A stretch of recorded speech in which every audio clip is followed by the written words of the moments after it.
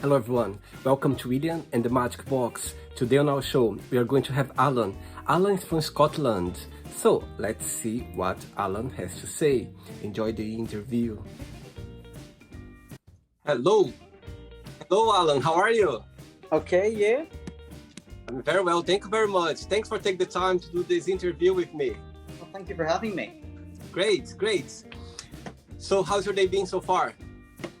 Chilled, thankfully. It's been a long week, but no, I've been really looking forward to this. That's good, great news. Just before we start the game, Alan, tell me, where are you from? I'm from Scotland originally, currently living in London. Right, where's about Scotland? In Dumfries. It's just over the border. Okay, and what do you do for a living? I do a whole mess of things.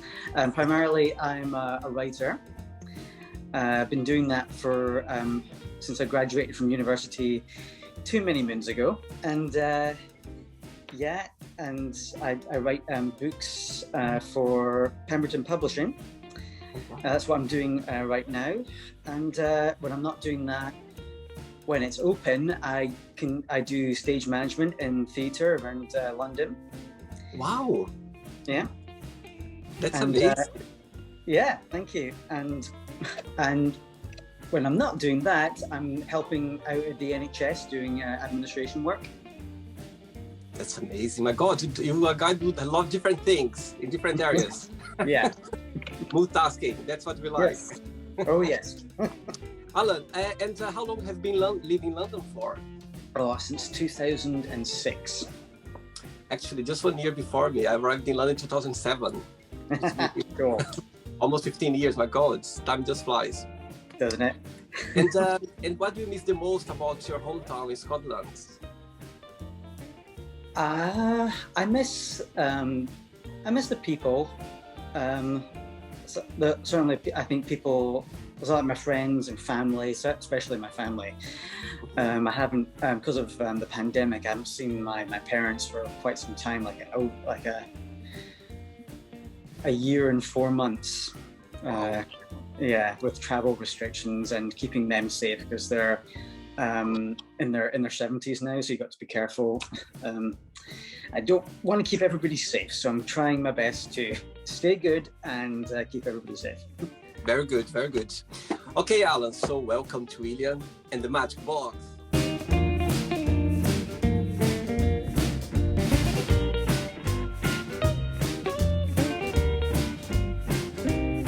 Here, my best friend, full of random fun questions, okay? Let's just play some music now, just for us to get a bit in the mood before the first question. Ready? Yeah. Let's do it.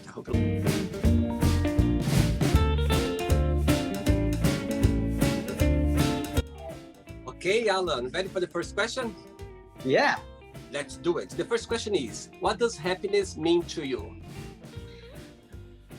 Happiness means being content with what you're doing in life.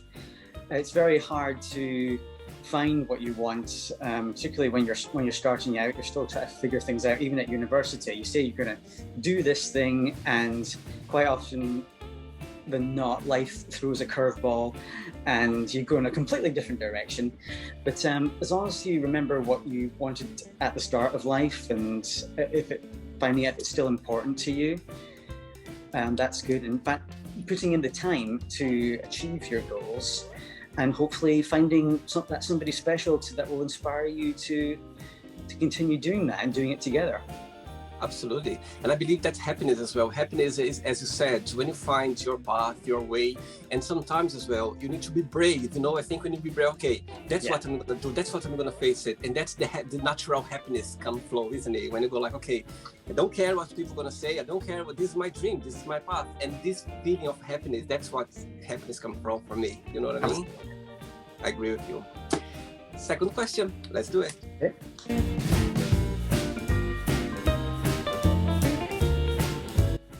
Right, before the next question, and what you like, tell me what you like the most of being a writer.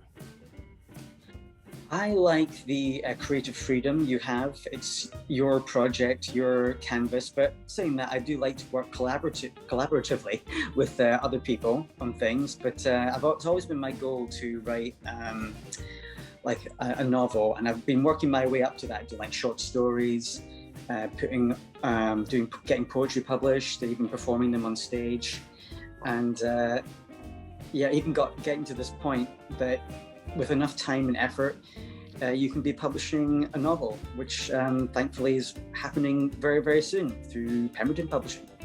Amazing, amazing. Let me know when it comes out, okay? Let me know. Yeah, it comes out at the beginning of April. It's called Icebound, and it's a fantasy story mainly about dwarves. Right. Do you have already the copy and everything ready or not? Still kind of... Yeah, it's all ready to go. It's available for pre-order on Pemberton Publishing. Go to pembertonpublishing.com. You'll find Icebound by myself, and I really hope people like it, and I'm looking forward to doing the rest in the series. Because writing is it's very important. It's not only an ambition, and especially during these times, it can be therapy as well. It's just to lose yourself in a creative flow that it's just really addictive in a good way. Sometimes I even forget to eat some days, but no, it's my thing. It's interesting saying that, because I had an ex-partner a few years ago. He's English as well, and when we met, he was writing his first novel. And I remember him going through the whole process. As you said, sometimes you forget to eat, sometimes you just you put yourself in that mood, you forget about the world outside, because it's so enjoyable. I could see how much he was enjoying it, doing it. Oh yeah. And, so yeah, I remember that. But it's important to remember that while it's good to write, you've still got other things happening in your life and people that matter. Totally. And having good friends in your life really keep you grounded and keep you sane, and that's important. Absolutely. I agree with you. Totally agree. Okay, next question is, what 3 things are you most grateful for? My family. Without them, they are my rock. They are there for me during the bad times, and celebrate with me during the very good times. My partner, I'm very grateful for him. Lovely man called John. And he keeps me grounded as well, and I'm grateful for even in these dark times, just being alive and being able to do what I want to do. Totally. I think through this year, we've never been so grateful in life that we've been through this last few months, isn't it? I think this time, my God, I think everyone find a way to be grateful for something, or even just to be alive, or even to be healthy, isn't it? I think we never felt so grateful in our lives, for sure. Okay, Alan, let's get another question for you.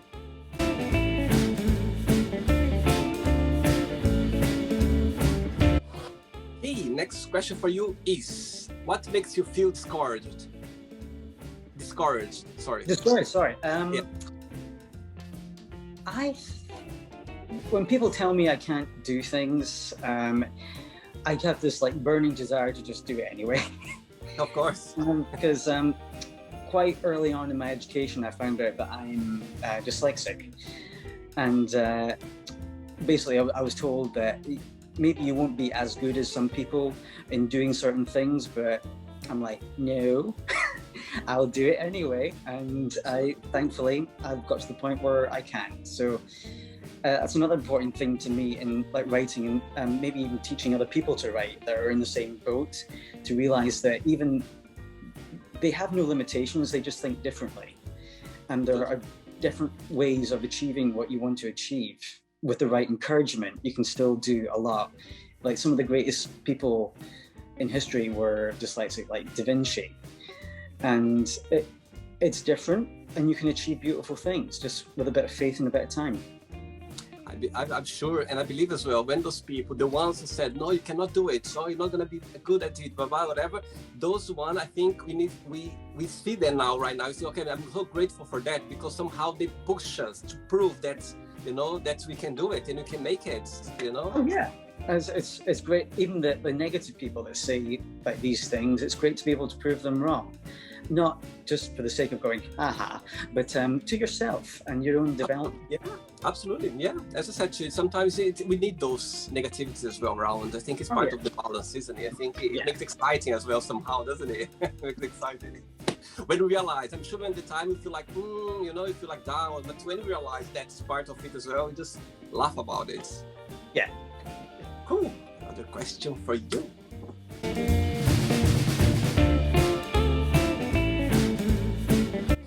Okay, before the next question, tell me a little bit about your stage manager career in the theater. Okay. I studied at university to gain a qualification in stage management. I worked for a number of theatre companies over the course of, I think, about 12 years. That includes the Royal Shakespeare Company, and certainly I've spent a lot of time working in the amazing Union Theatre in London.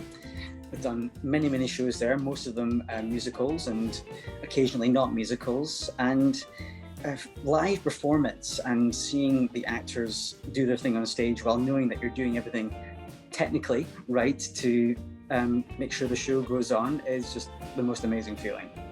Great. And through this epidemic time now, through this challenge year, what do you think? What's the new outcome right now with the new projects? What do you think, in your opinion? People, I'm sure they are getting together now, you know, to organize the new shows and everything. So it's been a challenge. I'm sure it's been a big challenge right now for the business. Oh yeah, theatres have all over the world during this whole thing have found it hard, but I think people like me have found different ways of keeping going with other pursuits while making plans in the future when everything's back to working again for things they don't want to do. And it's great. Theatre will never stop. It's just it's one of those culturally enriching and vital things that we have to help make life good again. Absolutely, totally agree. And I was talking to my friend as well yesterday. We watched a movie, and I told him that I can't wait, you know, for the theaters to open again, the cinemas. It's just like such a good vibe to be around. You know, you forget when you are there. Just forget about your world. Just forget about reality. You just focus and just enjoy so much the moment. That makes you be part of it as well. We just started discussing that actually yesterday about it. It's just amazing. Oh yeah. Next question is, who is the most influential person in your life? Wow. I think the most influential person in my life would be, I think, I wouldn't say it was just one person. I think it's a combination of people, like I said before, my parents, my partner, so my best friend, Graham, and there are people that I admire from a distance that are like icons for me. Like an example, somebody who I don't know personally but I've been following a lot recently is House Representative Brian Sims in the States. The work he does to inspire people to bring about more equality, he strives for women's rights, he strives for LGBTQ equality, and just making things better. And I think it comes from a place from a pure motive, and he genuinely cares, and which is something I think I wish we had here a lot of days. There's just nobody here that inspires you in terms of politics here. But I really hope he continues his wonderful journey, and I hope he achieves his goal of becoming Lieutenant Governor soon. I'm sure, that's for sure. Next question, Alan, let's do it.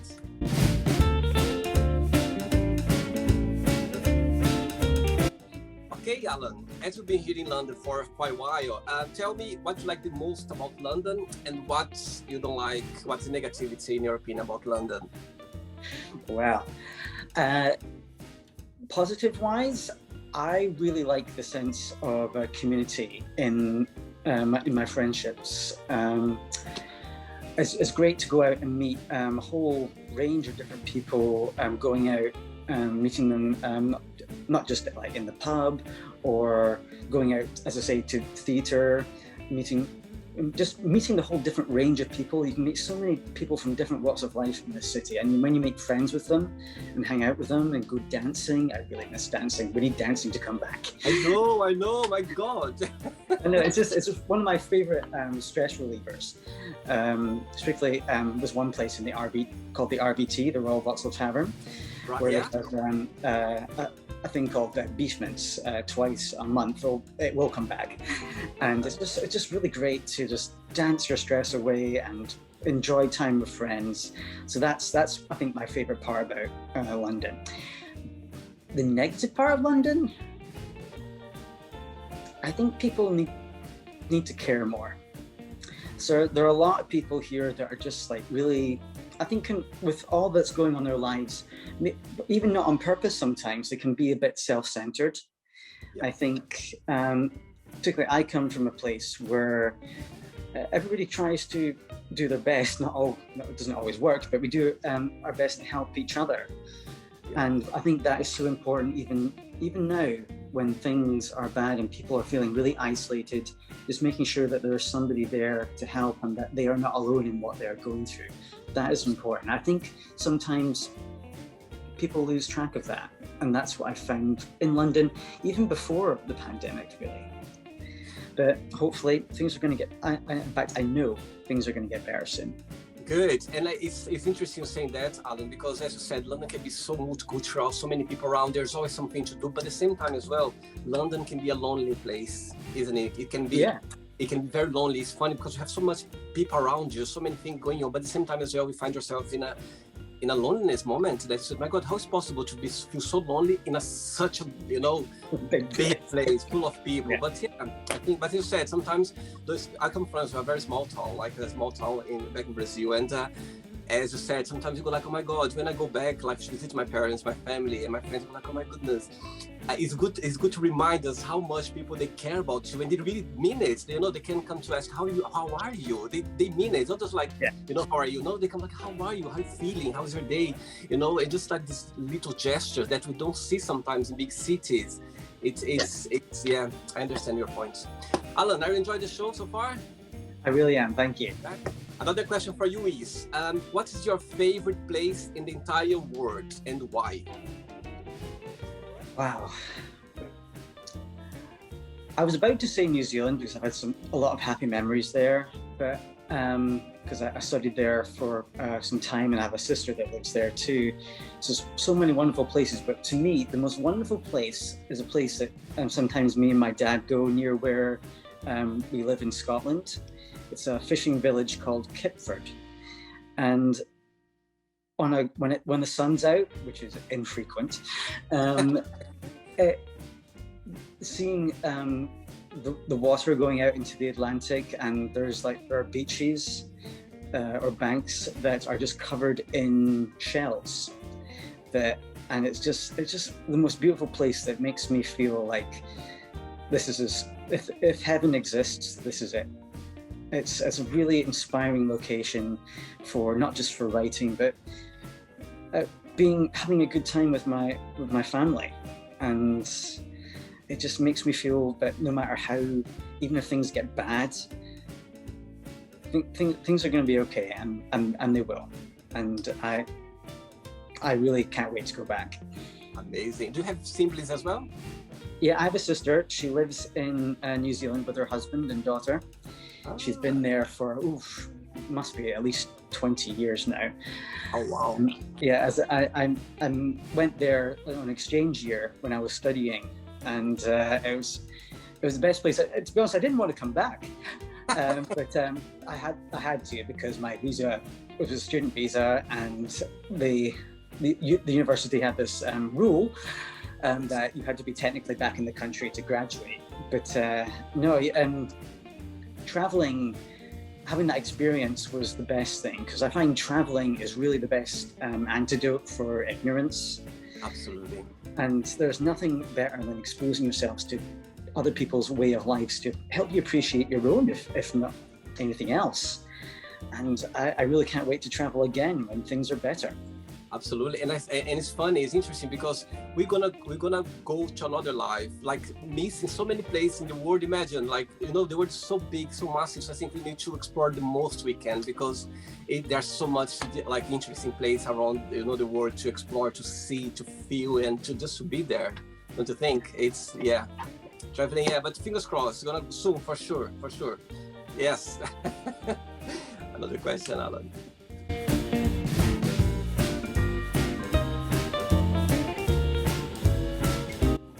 Right, next question for you is, what made you laugh this week or this month? Something very funny. Opportunities to laugh these days are few and far between, but whenever I find myself needing to laugh, I'll probably turn on an episode of something that I find hilarious, like on Amazon Prime right now, The Marvelous Mrs. Maisel. I could watch that show all day. It's just so funny. Or I'll watch something kind of classic from back in the day, like The Vicar of Dibley. And nothing, I can't point to anything specifically that's made me laugh recently, but just I really love comedy, and it's especially live comedy. The chance to go somewhere and watch a comedian perform and just lose yourself in laughing. It is the best thing. But I think those two shows, and the genius that is Billy Connolly, that man. I just have to think about him and I laugh. It's one of those.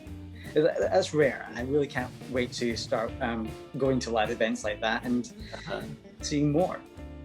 I've been watching. I started watching this series on Netflix called Dead to Me. Okay. It's funny. It's very sarcastic. It's between two ladies. They are friends, and the way it's the sarcastic American. They're American. It's sarcastic as well, but it's really really fun. It's like half an hour each episode, which is it's very interactive. And I just started out and I was like, oh my god, I just could watch like all the way. It's 2 seasons only. No way. Another question. Let's do it.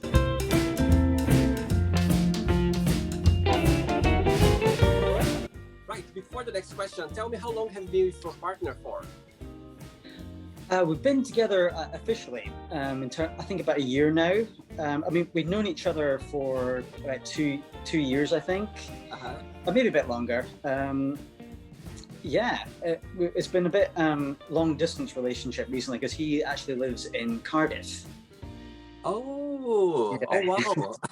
Yeah, but in between lockdowns and stuff, we get to see each other. We managed to, just before Christmas lockdown, we managed to get a week together to spend like our Christmas. We had it like the week before, which was really great.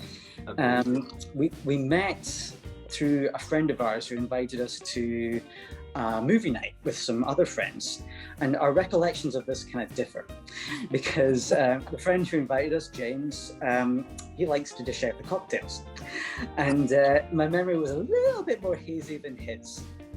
And but definitely he remembers meeting me more that day and thinking, oh, hello. And he invited us both to this, same friend invited us to a karaoke night in London somewhere, and we met again, and that's sort of the night I remember most. Not that I'm an alcoholic, but we had a great time meeting with other people, and the two of us actually got on stage and sung part of Chess. Wow. I know him so well. And we've even got a video of it somewhere, and we just really connected, and we kept in touch after that. And a year ago in February, we started to take it seriously. Amazing, that's very good, very good. And which part of London do you live? I live in Brixton primarily. Right now, I'm in my best mate Graham's place as we're socially bubbling. I see. You know what? We are neighbors. I live in Stratton Hill.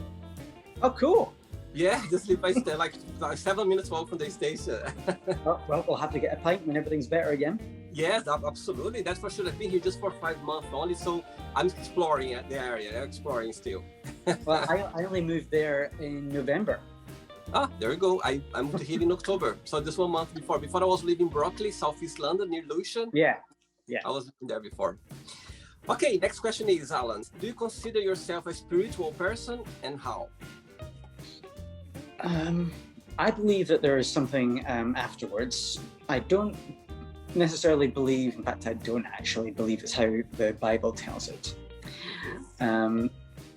Religion, I have mixed views about religion, and in some ways I think it's done more harm in the world than good. I mean, don't get me wrong, there are very good influences that continue to this day in terms of charity work and stuff, but what I believe personally is that there is something after, and there is somebody or something or someone looking out for us, whether it be our departed family and friends or a higher power.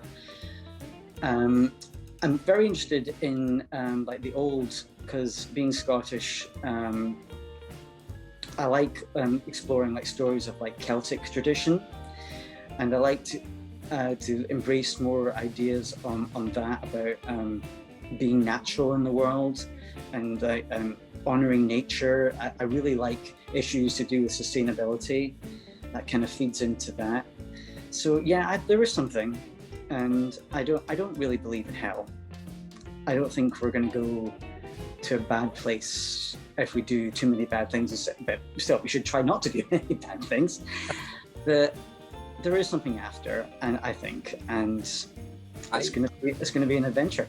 I agree with you. I think I'm with you on that, because I think being spiritual is a personal thing. Yeah, I think being spiritual, it's a personal, what you believe, what it comes from a good place. If you are sharing in a positive way, I think it's spiritual, and I totally believe as well that there is something, there is a power. You can call God, you can call a friend, you can call anything you can call. I think, but there is a power over there that is, as you said, like protecting us or guiding us somehow. And I believe as well, afterlife. I think we come this in this life for a reason, and it doesn't end like that. I think, imagine what's the point if it ends like that? You know what I mean? You need to carry on somehow. You need something that you come to this to learn, to grow, and to share. And I think that there's something after that. That's for sure as well. I agree with you. Another question, Alan from Scotland. Let's do it.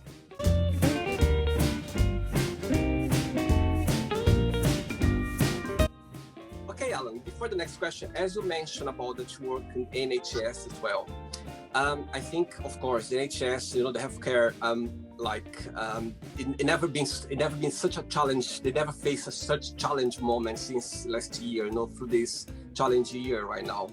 And I'm sure they're still going through a lot. People, I think, people, they, my God, they are heroes. They've been working so hard. They've been facing a lot. No one was ready for that.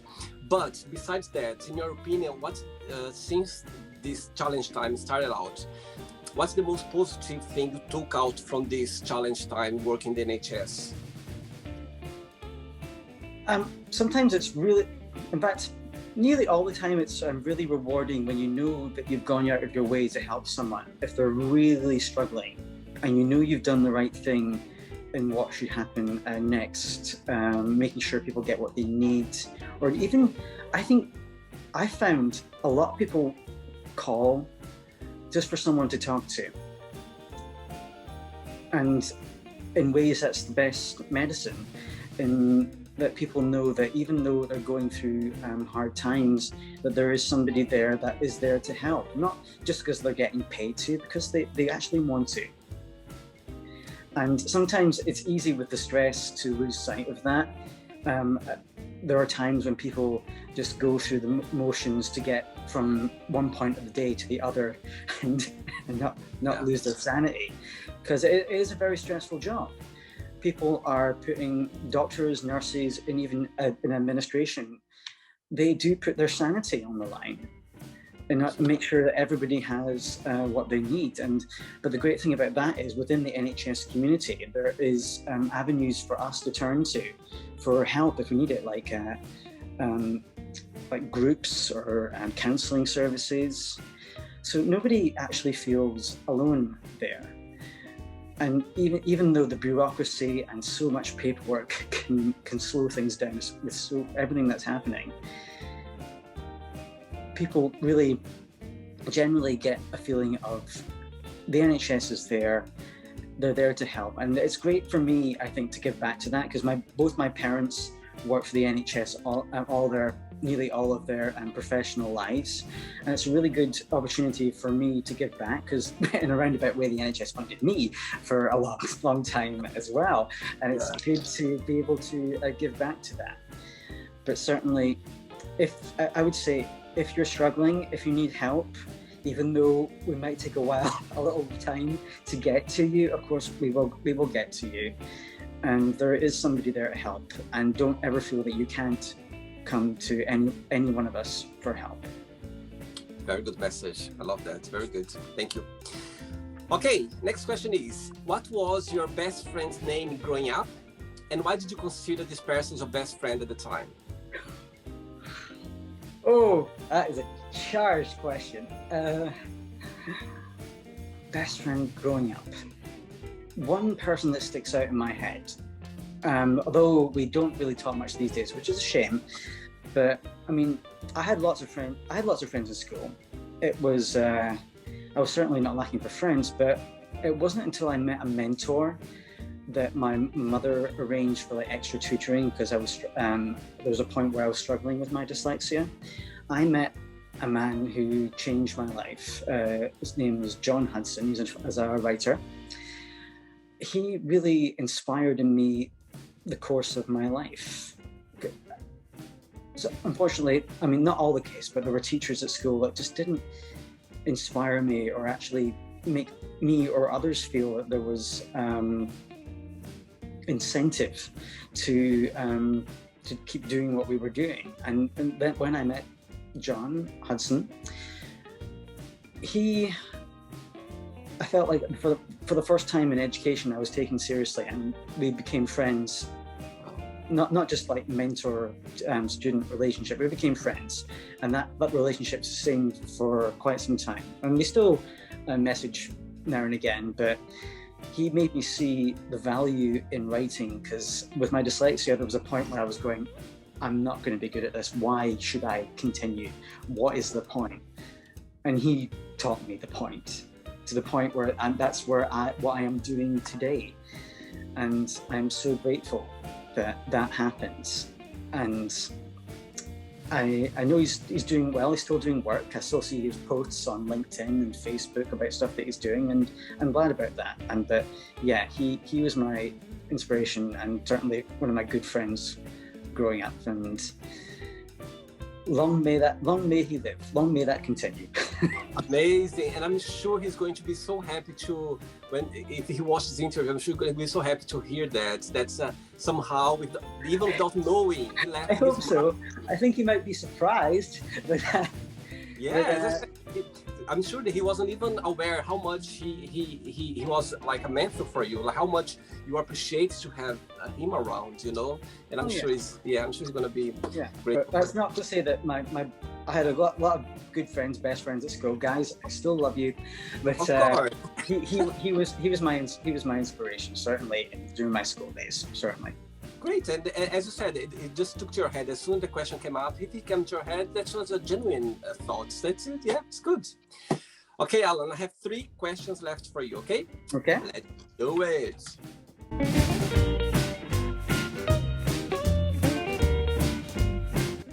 We need to go out for a dance, that's for sure. That's for sure. Yeah. Okay, next question is, who would swap lives for a day if you could? Wow. I would like to swap places with Gerard Butler, the actor. Ooh, just to get all the attention. Well, not so much the attention, just that I think he's a terrific actor. I would give a lot to have at least 10-minute conversation with him, just have maybe over a dram, just to get. I think he's a really fun guy, and I think it comes through in his acting. Some of the movies that he's been in has been very inspirational to me. But if I could just swap lives, because having that acting experience, I think it'd be really cool. And especially, I know he's got a lovely place in New York. That would be really nice to live in at some point. it's one place I've always wanted to go as well. So, New York. Yeah, I've never. It's on my list. I've never been, and I really, really, really, really want to. I need to share something with you right now. I need to share something personal with you. Okay. Since I started studying English when I was 12 years old, more or less, 11, 12 years old, and I was always fascinated about the language, always being fascinated. But since then, for some reason, New York always been a dream to go to New York. I remember growing up, I remember studying English. I remember for some reason New York said, oh my God, one day I just want to go to New York just to see the city. And it happened a few years ago. My best friend, he lives in Canada, and at the time he was working in a bank, and he was traveling sometimes around America or to for his work. And one day, 3 years ago, I was working, and he received a message from him, said, William, would you like to go to New York in 2 weeks' time? I was like, and he knew that was one of my dreams to go to New York. I was like, what? I said, what? He said, yes, I'm going to New York in 2 weeks' time for work. And why don't you come here for a long weekend and we can visit the city? I was like, oh my God. And I just remember I got the ticket, and it wasn't very expensive. I was like, oh my God. And it was one of the best experiences in my life. I never forget. I remember being in New York. And I always had that dream as well, this thing about New York. And it happened a few years ago. And I think when you go with your best friend, there wouldn't be a better company to be around New York. And absolutely. Right, 2 questions left for you. Okay. Let's do it.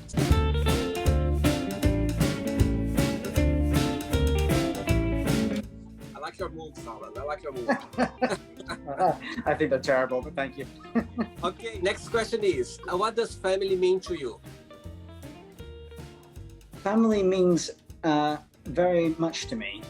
Certainly, my parents, as I've said, are very important people to me. We get on so much, and it's been hard not being able to see them during the pandemic.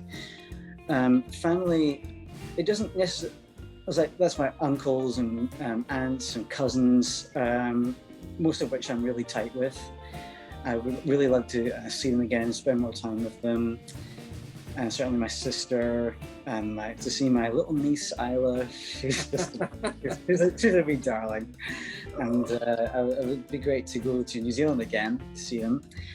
Family, I also count a lot of members, a lot of friends as family as well, like my best mate Graham, certainly. And even John, even though we've only been going out for a year, and hopefully that will go well. And those people in my life are important to me, and they are what keep me going during these bad times. And family is very important, and I would encourage everybody to start one. Totally, yeah. And family. Family. I think, as you said, family. Of course, we have our family, family, but also people around us. They are family that we choose. That's genuinely come to our lives. So yes, I totally agree with you. Alan, let's go for the last question. Ready? Okay. Let's do it.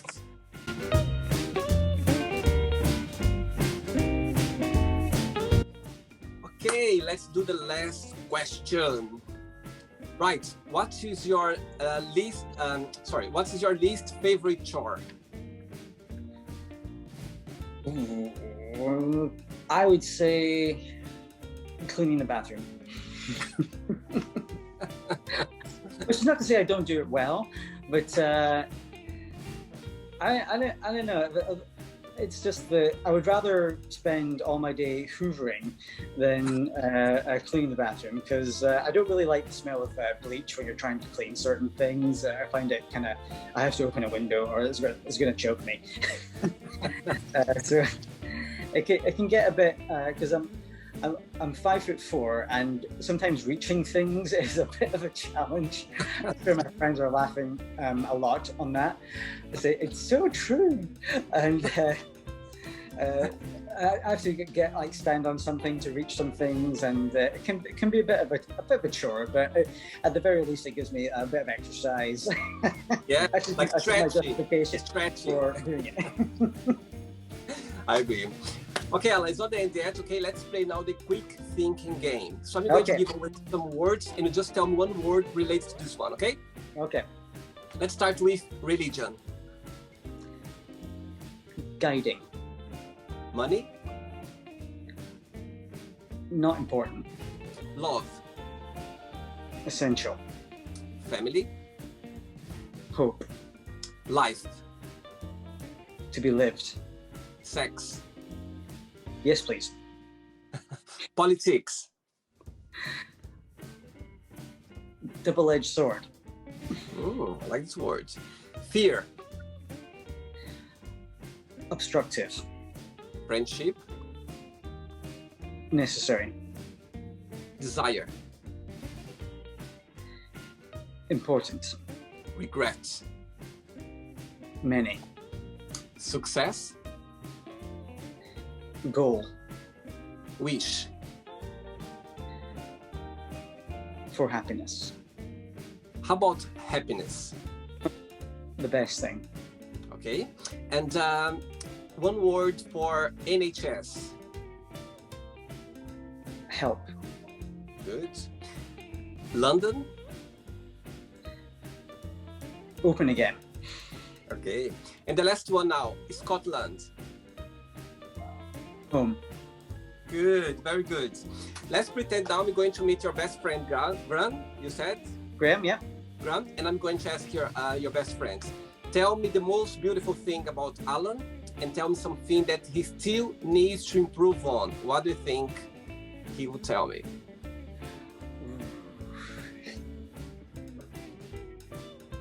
I'm always there to help. Even if it's not Graham, if it's one of my other friends, if I can, I'll always help. No matter what I'm doing, I will find the time for that. You can always call me. You can always, talk, even if it's just a chat. I'm always there. And if I'm not, I will be there soon. Things to improve upon. There are times when I can be, sometimes I don't think things through. Sometimes I could think about things more, and I mean, everybody makes silly mistakes, but I don't know. I think it's in tandem with my dyslexia, but I find myself, sometimes my concentration will go, which is a thing with dyslexia, and sometimes I lose the moment and I do silly things from leaving lights on, or forgetting to do something through the day that I said I was going to do. So that I could put more time in putting mechanisms there to help me with that. Certainly, I always keep a diary with me or use my phone to remind me of things. But just to be more aware of that and to be more conscientious of how just be more concentrated on what's more going on, because the thing about writing is it does tend to take you into your own little world. Sure.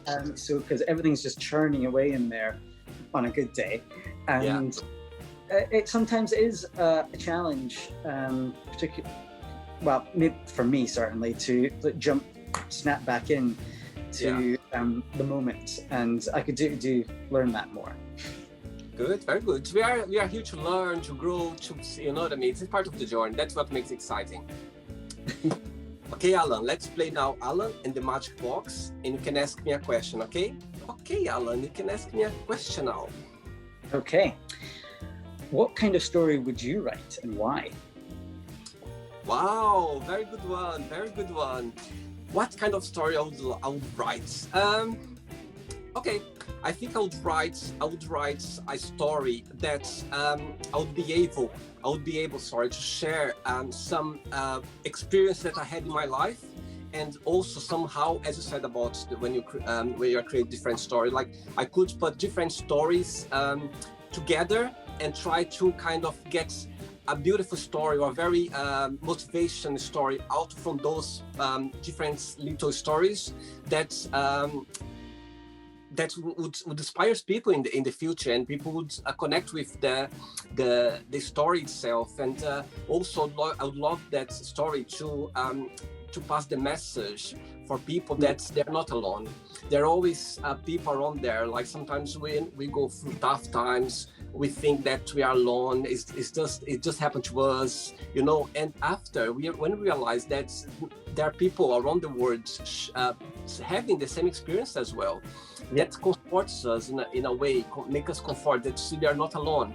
So I think I would write a book where would come different parts of stories, and which would come with a positive message at the end, where people could connect with each other. That would be my answer to you. That's for sure. Okay, you should. Yes, let's get things, you know, done. And I think Alan, so I'd like to just compliment. I think that we'll be all connected with this, what I'm doing right now, because I think it's so interesting to see, you know, people around the world, how they're living their lives, how much they share, as you said, so much experience you have and people have as well. I think it's just nice to have people around connect with each other. So I think that book could be something relate to this, what I'm doing right now, and to make people realize they're not alone out there. There are people, not just negativity, but positivity. Sometimes we go through so much positivity in our lives, like happiness, and we go like, oh my God, I think I'm the only one going through this amazing moment. And it's not so many people out there, they're having the same experience as well. And that's what makes things interesting in life. So yeah, that's be my answer to you. Good answer? I can't wait to read it. Oh, good one, very good one. Alan, did you have a good time? I did, thank you. I had a good time. I really appreciate you giving me yours. Thank you very much. Absolutely. And just before you go, Alan, if you can share a positive quote or a positive message, something that inspires you in life. I would say, if you can't be you, then what's the point? Wow. You can't go through life doing something you don't want to do. You have to do what makes you happy. It's not easy. You know what? It's not meant to be. Nothing in life that is worth it is easy. Anyone who tells you differently is wrong. Never be afraid to do what you want to do. Have time, take time to think about it rationally and what it will give you, but you can always find the time, even in this craziness that is happening right now, to do what you want to do. Absolutely. And do it. Sure. And I'm gonna add to that. And if you feel scary of doing it, go feeling scary. You know, go do it feeling scary, because you know sometimes it comes up a lot of like lights and positivity and, you know, big dreams out of this. If you don't give this little step, you know, you never know. If you give a first step, things can be so magical and beautiful as well. I believe in that. Okay, Alan, it was a pleasure. Thanks so much for your time. Thanks for being so kind and sweet and participating on my show. That sounds great. Thank you very much. I really appreciate it. Yeah. Okay, we are connected now. We are neighbors, and now we're gonna. Yeah, I can't wait. Yeah, I'm only on Brixton Hill, so we're very close. Take care. Thank you very much for the day. Okay? Take care. Enjoy your day. Bye-bye. Did you have a nice time? Enjoy the interview? William and the Magic Box. Don't forget to subscribe to our channel, William and the Magic Box. And if you'd like to be part of the show as well, just visit our website, www.williamandthemagicbox.com. Give a like, share the video, and see you tomorrow with another lovely interview. Bye-bye. See you tomorrow. Bye.